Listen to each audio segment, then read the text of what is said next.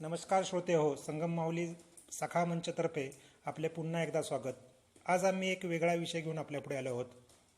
कोरोनाचे संकट पूर्ण जगावर आलेले आहे आणि याच्यामुळे अनेक धोके निर्माण झालेले आहेत, अनेक अडचणी निर्माण झालेल्या आहेत. अनेक मुलांचं शिक्षण थांबलेलं आहे, अनेकांच्या नोकऱ्या गेलेल्या आहेत, लोकांची आर्थिक स्थिती खालावली आहे. मात्र याची दुसरी बाजूसुद्धा चांगली अशी निर्माण झालेली आहे की यामुळे नवीन नोकऱ्यांची संधी निर्माण झालेली आहे. नवीन शिक्षण आता आपल्याला लक्षात यायला लागलेलं आहे, कोणत्या प्रकारचं शिक्षण घेतलेलं पाहिजे. तर या विषयावर चर्चा करण्यासाठी आज आपण ठाणेकरांचे जावई बापू, कायम हसतमुख असणारे आणि सगळ्यांच्यात मिळून मिसळून राहणारे श्री अक्षरराव जोशी यांना आपण आज बोलवलेले आहे. अक्षरराव जोशी, तुमचे स्वागत आहे आजच्या मंचावर. धन्यवाद. धन्यवाद. सर्वांना आपण अक्षयरावांचा थोडासा परिचय करून देऊया. ते प्रोडक्शन इंजिनिअरिंग विषय घेऊन BE झालेले आहेत. त्यानंतर ऑपरेशन मॅनेजमेंट या विषयामध्ये त्यांनी post graduation diploma in management म्हणजे PGDM केलेलं आहे. आणि आता सध्या ते मर्सिडीज बेंच R&D या कंपनीमध्ये सप्लाय चेन अँड फॅसिलिटीज या डिपार्टमेंटला असिस्टंट मॅनेजर या पदावर ते काम करत आहेत. याशिवाय छंद म्हणून ते करिअर काउन्सिलिंगसुद्धा करतात. तर आज आपण त्याच विषयावर चर्चा करणार आहोत की काय येणाऱ्या काळामध्ये कोणतं शिक्षण घेतलं पाहिजे, कशी दिशा राहील ओव्हरऑल इकॉनॉमीची किंवा शिक्षण क्षेत्राची वगैरे. तर आपण सुरुवात करूया अक्षरराव. नक्की.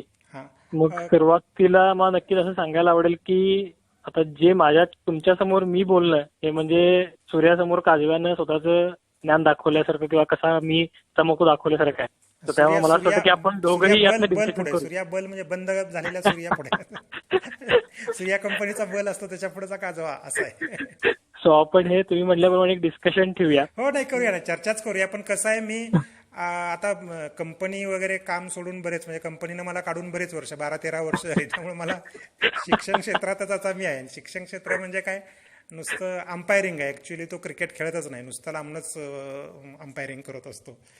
त्यामुळे तुम्ही अथॉरिटी आहे. तर काय वाटतं तुम्हाला की पारंपरिक जे शिक्षण आहे ते येणाऱ्या काळात चालू राहील का कसं होईल काय?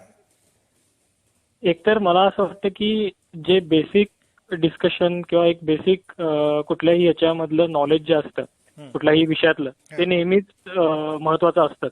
सो तुम्ही कुठलाही विषय घ्या, कुठल्याही प्रकारचा जर तुम्हाला एखाद्या विषयामध्ये जर तुम्ही टॉपला असाल तर तुम्हाला कधीच मरण नसतं.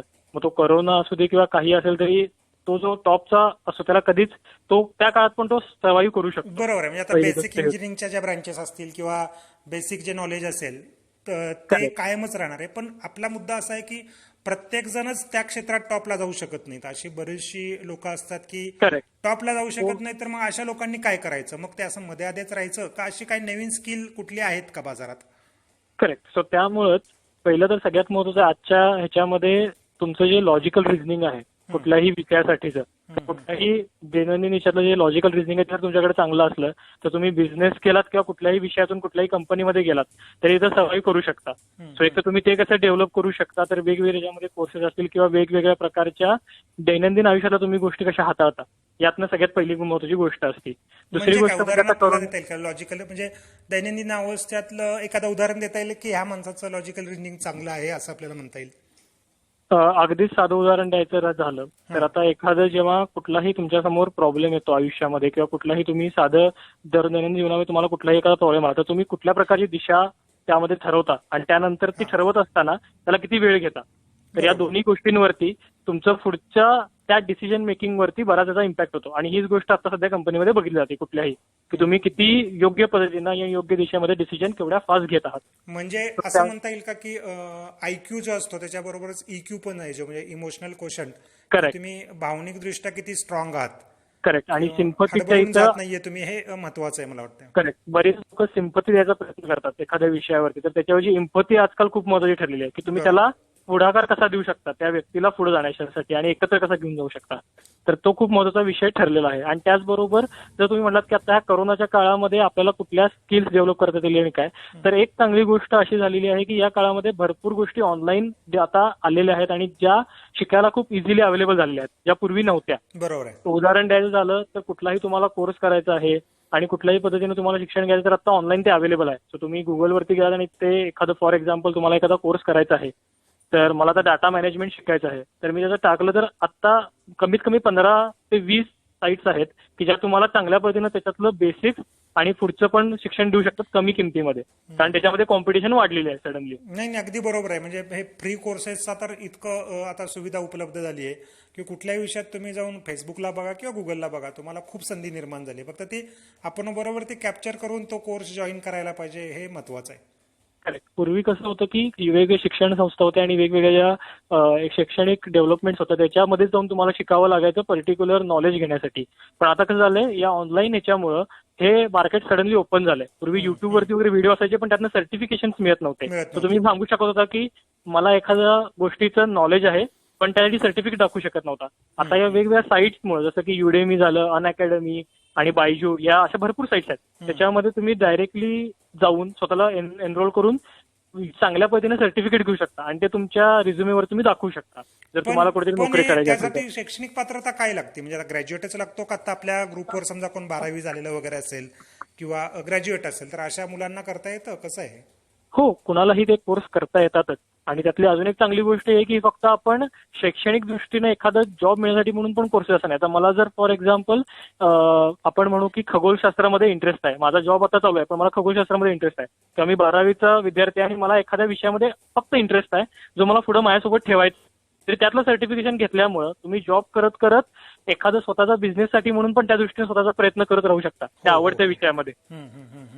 सो तसा एक पद्धतीचा पण नवीन मार्ग ओपन झालेले आहेत आता. आणि 12वी नंतर असू दे किंवा 10वी असू दे किंवा त्याच्यापेक्षा खालच्या, आता for example white hat junior म्हणून ज्या तुम्ही ऍड्स कंटिन्युअसली आपण पाहतो, तर त्यातनं आता लोकांना म्हणजे 5 वर्ष ते 6 वर्षानंतर लोकांना ते कोडिंग शिकवतात. ते गरज आहे किंवा नाही, खूपच सध्या सगळीकडे येतात. करेक्ट. सो त्याची गरज आहे किंवा नाही हा पुढचा मुद्दा आहे, पण माझा सांगायचा मुद्दा आहे की आता हे अवेलेबल इझिली झालेलं आहे आपल्याकडे. नाही, त्यामुळे आणखीन एक संधी निर्माण झाली की जे घरी बसलेले लोक आहेत की अगदी म्हणजे थोडंसं आपण असं म्हणू शकतो की ज्येष्ठ नागरिक आहेत, ज्येष्ठ नागरिकांना एखादा कोर्स करायचा आहे की त्यातली आवड आहे, खगोलशास्त्राचं असं आता आपण तुम्ही उदाहरण दिलं, तसेही कोर्स आता करता यायला लागलेत. नक्कीच नक्कीच. पण ह्यामुळे असं नाही का होणार की जुन्या प्रकारचे जॉब जातील? की आता जे उदाहरणार्थ शिक्षकाचा जॉब आहे, तर आमच्या शिक्षकाचा जॉब इतका अवघड झालाय ना की एकतर आधीच आमची मुलं ऐकत नव्हती कोण वर्गामध्ये, आता तर ऑनलाईन चालू झाल्यानंतर जो वर्गात शिकवणारा आता शिक्षक तो आउटडेटेडच झालाय. त्यामुळे सगळ्यांनी स्वतःला बदलायला पाहिजे असं वाटतंय आता ना. आता कसं आहे की प्रत्येक जो जॉब होता त्याची एक लिमिटेशन आणि त्याचप्रमाणे नवीन दिशा पण उलगडलेल्या आहेत. सो ज्या आधी आपण आता म्हणजे उदाहरण द्यायचं झालं, तुम्ही शिक्षण दिलं तर मी माझ्या फील्डमध्ये तुम्हाला उदाहरण देऊ शकतो की आतापर्यंत जे R&Dचं काम होतं तर त्यांना असं वाटायचं की कॉम्प्युटर जो ऑफिसमध्ये ठेवलेला असतो आणि ज्याची खूप मोठी क्षमता असते तर त्याच्या समोर बसूनच आम्हाला ते काम करावं लागेल. त्यासाठी आम्हाला रोज ऑफिसला यावं लागेल, 8 ते 5 किंवा 8 ते 6 या वेळेत येऊन काम करावं लागेल. हा जो भ्रम होता तो आता या काळामध्ये सडनली निघून गेला. तुम्ही घरातनं पण काम करू शकता, कधीही करू शकता. काम वाढलं असेल किंवा कमी झालं असेल हा वेगळा मुद्दा आहे त्यातला, पण तुम्ही घरातून पण काम करू शकता आणि त्याचबरोबर तुम्ही घरी राहू शकता. हे एकदम प्रकर्षानं आता समोर आलेला आहे. तर तुमच्या आधीच्या करायच्या मेथड्स होत्या त्या फक्त वेगळ्या होतील, पण शेवटी जो जॉब आहे तो तोच राहील. जर तुम्ही शिक्षकाचा म्हणलात तर तो जॉब तोच राहील, पण तो वेगळ्या प्रकारे. करेक्ट. त्याचं माध्यम बदलून जाईल किंवा त्याचा जो वे होता आधीचा तो बदलून जाईल. पण ह्यामुळं असं होणार आहे का की आता जे पारंपरिक शिक्षण आहे, उदाहरणार्थ इंजिनिअरिंग आहे, तर इंजिनिअरिंग आता मगाशी जसं आपण म्हणलं की बेसिक इंजिनिअरिंग तर शिकलंच पाहिजे, पण जे अशी जी पेव आलेलं कॉलेजांचं इंजिनिअरिंगचं किंवा MBAचं पण पेव फुटलं होतं कॉलेजेसचं, तर अशी कॉलेजेस आता बंद पडतील आणि ऍक्च्युली स्किल बेस्ड जे आहेत तेवढेच फक्त टिकून राहतील असं वाटतंय ना? हे नक्कीच म्हणजे अगदीच बरोबर आहे, मला तर हे पटतंय.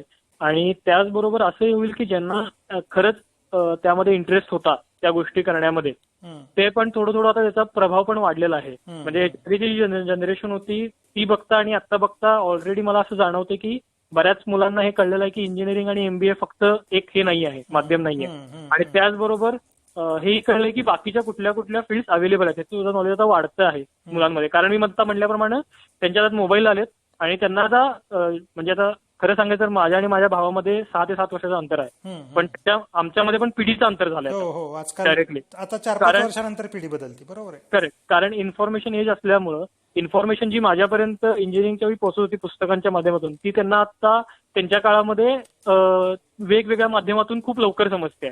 आणि ती फक्त आता पुस्तकाचं वाचन न राहता एक प्रकारे आपण म्हणू की कानावरती पडणारे ऑडिओ बुक्स म्हणा किंवा त्याचबरोबर व्हिज्युअल आलेले असे वेगवेगळ्या पद्धतीचं व्हिडिओज आलेले आहेत आता. तर त्यामुळे शिकायला पण लोकांना बरंच सोपं झालेलं सोपं झालेलं आहे. नाही, मध्ये एक मी व्हॉट्सअपवर का कुठेतरी जोक वाचला होता की एका ठिकाणी जाहिरात लावली होती की इंजिनियर अपॉइंट करणे आणि त्या इंजिनियरला पगार 12,000 आणि त्याच्याच खालती एक दुसरी जाहिरात होती की हॉटेलमध्ये चांगले पराठे करणारा आचारी पाहिजे, त्याला पगार 20,000.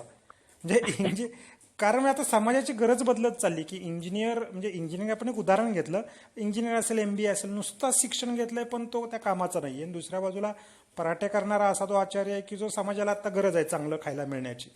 करेक्ट. सो आता मला आता पुन्हा असं वाटतं की जे पारंपरिक म्हणजे शेतकरी म्हणू आपण किंवा शेती आणि त्यानंतर हे जे काही अन्न वस्त्र निवारा या जे आपल्या मूलभूत गरजा होता, तर त्यांना आता पुन्हा महत्व आलंय कारण लोकांना त्याचं महत्व कळलेलं आहे. आणि त्याचबरोबर हे इंजिनिअरिंग आणि MBA जसं आपण म्हणतो सप्लाय आणि डिमांड ही नेहमी त्याप्रमाणे मॅनेज केलेली असावी लागते. तर आता बघता आपल्याला आपल्याकडे एवढा इंजिनिअर्सनी MBA किंवा त्याचबरोबर आपण डॉक्टर पण म्हणू यांचा एवढा सप्लाय झालाय आपल्या इथं की त्यामुळं कुठं ना कुठेतरी डिमांड आल्याशिवाय नव्हतं. कोविडमुळे डॉक्टरांची डिमांड सडनली आली, एकदम वाढली. तर त्यामुळे आपण पुढे बघून की अजून थोडे कॉलेजेस डॉक्टरचे जे वाढू शकतात ते बघता. पण तेच बघता आता इंजिनियर्स आणि MBA झालेली लोक खूप जास्त झालेले आहेत आपल्या जगामध्ये. आणि त्याचबरोबर आपल्या आता म्हणजे भारताला आपण डेटा किंवा आपण म्हणूया IT सेक्टर म्हणून बघितलं जातं जास्त करून, IT सर्व्हिसेससाठी म्हणून महत्वाचं हे बघितलं जातं. तर आपल्याकडं कुठलाही इंजिनियर असेल तो IT मध्येच जातो शेवटी, असं बघितलं जातं. सो त्या दृष्टीनं पण आता लोकांना कळलं की जर मला तोच शेवटला करायचा असेल तर मी कुठलीही फील्ड घेतली पाहिजे. तर म्हटल्याप्रमाणे इन्फॉर्मेशन एजमुळे ती माहिती खूप लवकर मिळत चालली आहे बऱ्याच लोकांना. बरोबर, पूर्वी वेळ लागायचा, आता फास्ट माहिती होती. पण हे सगळं करताना आपण आता शेवटचा प्रश्न असा घेऊया की पालकांनी काय मानसिकता बदलायला पाहिजे. हे आपण मुलांविषयी झालं, पण पालकांची जी इच्छा असती की माझ्या मुलानं असंच व्हावं, हे इंजिनियरच व्हावं किंवा MBAच व्हावं, तर असं ते पालकांनी पण सुद्धा थोडीशी मानसिकता बदलायला पाहिजे ना. आता मी आणि पूजानं आता एकदम जस्ट एक आठवड्याभरापूर्वी एक नेटफ्लिक्सवर पिक्चर बघितला, सिरियस मेन म्हणून, नवाजुद्दीन सिद्दीकीचा. तर खूप चांगला विषय म्हणजे याच विषयावरती होता थोडाफार तो. तर त्यामध्ये खूप चांगलं एक त्यांनी उदाहरण दिलंय की त्यांचं म्हणणं असं आहे की 4 पिढ्या असतात, 4G जनरेशन असतात वेगवेगळ्या, 4 जनरेशन. तर जे अगदीच गरिबीतले असतात ते फर्स्ट जनरेशन, त्यांची मुलं 2G मध्ये जातात, त्यानंतर ती थोडं अजून चांगली शिकतात, त्याची मुलं 3G मध्ये जातात, आणि त्यांची पुढची शेवटची जी असतात की ज्यांना म्हणजे ती लहानपणापासून काही नाही केलं तरी त्यांना पुढची लाईफ चालू शकते, म्हणजे त्यांच्या पिढ्या खाऊ शकतात, ती 4G वाली असतात. तर त्यामुळे त्यांनी खूप चांगलं उदाहरण सांगितलं होतं की जी 2G आणि 1G मधली जी पॅरेंट्स असतात त्यांच्या ज्या शिक्षणाच्या अपेक्षा असतात आणि त्यांच्या जे 3G आणि 4G मध्ये जाण्याचं एम असतं ते पूर्ण करू शकत नाहीत त्यांच्या वयामध्ये. त्यामुळे त्यांची स्वप्न ती त्या मुलांकडे बघतात. बरोबर. पण ती बदलायला पाहिजे मानसिकता. करेक्ट. पण ती कुठं ना कुठेतरी बदलत नाही, कारण त्यांना त्यांच्या मुलांनी 3G आणि 4G मध्ये जावं ही त्यांची अपेक्षा असते. आणि त्यांनी हे बघितलेलं असतं की इंजिनियर्स म्हणा किंवा डॉक्टर्स म्हणा किंवा हे ज्या आपण म्हणू सेफ जर्नीज आहेत आपल्या देशामध्ये ठरलेल्या एज्युकेशनच्या, त्यांना ते फक्त त्यांना असं वाटतं की हा सेफ मार्ग आहे, कारण त्यांनी बघितलं असं त्यांच्यावरचा कोणतरी इंजिनियर मोठा झालेला असतो. तर त्या दृष्टीनं ते हे करतात. पण ती मानसिकता नक्कीच बदलणं गरजेचं आहे. ज्याच्यामध्ये आवड आहे ती शेवटी मुलाला दिलं तर त्यातनं बऱ्याच चांगल्या गोष्टी होऊ शकतात. आणि मग ती जी 4G आहे ती 1G मधनं डायरेक्टली मिळवता येऊ शकते, असं बऱ्याच आता गोष्टीमध्ये प्रूव्ह झालंय. जसं क्रिकेटर्स आहेत, पेंटर्स आहेत, आणि आता हेअर स्टायलिस्टला पण इतके दिवस म्हणजे कोरोनाच्या आधीपर्यंत वगैरे बॉलिवूडमध्ये वगैरे तो असेल तर खूप जास्त म्हणजे इंजिनियरला लाजवेल त्याच्यापेक्षा जास्त पगार त्याला एका दिवसाचा मिळायचा. हे नवीन एकदम संधी निर्माण झाल्या त्या, म्हणजे थोडंसं जागरूक होऊन बघायला पाहिजे. माझ्या बाबतीत पण मी हा म्हणजे काय म्हणता येईल नियम होता तो खोटा ठरवला होता की मी निर्णय BCom ला जायचा स्वतःहून घेतला होता, कॉमर्सला जायचं, कारण का त्यावेळी मी बघत होतो की कॉमर्सवाले सगळे आराम करतात, त्यामुळे मी ठरवलं होतं कॉमर्सला जायचं. आणि नंतर पण मला ते खरं ठरलं की मी कायमच आराम केला. त्यामुळं मी हा खोटं ठरवलंय की म्हणजे आपले निर्णय चुकतात. मी आराम करतात म्हणून कॉमर्सला आलो आणि आज सुद्धा पण मी नोकरीत आरामच करतोय असं. तर अक्षरराव मस्त वाटलं तुमच्याशी बोलून. आणि जर आपल्या ग्रुपवर जर कुणाला अशी इच्छा झाली की त्यांना कुणाला स्टुडंटला असेल किंवा पॅरेंट्सला असेल की त्यांना तुमच्याशी बोलायचंय, तर तुमचा फोन नंबर शेअर केला तर चालेल का, किंवा ग्रुपवर आहेच तुमचा नंबर? नक्कीच. तसाही मी अजून आता त्यातनं पण शिकतोच आहे की या सगळ्या गोष्टींमधनं, कारण मी माझ्या चुकांमधून शिकलोय थोड्या भरपूर गोष्टी आयुष्यातल्या. नाही बरोबर, त्या दृष्टीनं पण कसं माझं हेच असतं असतं. नाही म्हणजे की तुम्ही स्वतः जॉब करताय त्या, आणि मर्सिडीज बेन्झ सारख्या कंपनीमध्ये जॉब करणारा माणूस हा ऍक्च्युअल त्या फील्डवर असल्यामुळं, आणि यंग जनरेशन मधला. आमचं आता थोडंसं कसं 5 वर्षानंतर पिढी बदलती असं म्हणलं तर मी आता 55 वर्षाचा झालो असं म्हणायला पाहिजे. त्यामुळे नवीन रक्तानं म्हणजे गायडन्स देणं किंवा त्याला मित्रत्वाचा सल्ला देणं जास्त चांगलं पडतं असं वाटतं. नक्कीच नक्कीच. धन्यवाद, तुम्ही आमच्या सखा मंचवर आला आणि तुमच्या सर्व प्लॅन्ससाठी आमच्यातर्फे तुमच्या दोघांनाही शुभेच्छा. धन्यवाद. धन्यवाद.